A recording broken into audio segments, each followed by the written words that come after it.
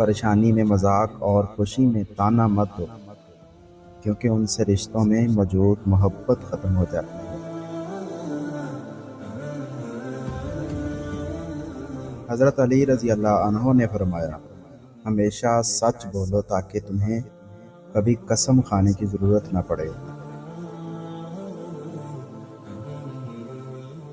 کہہ دو غم حسین منانے والوں سے، مومن کبھی شہداء کا ماتم نہیں کرتے۔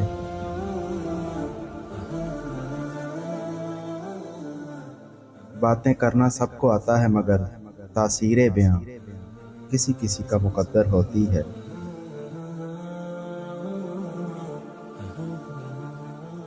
مجھے اس شخص پر تعجب ہوتا ہے جو روز دیکھتا ہے کہ اس کی سانس اور عمر کم ہو رہی ہے اور وہ موت کے لیے تیاری نہیں کرتا۔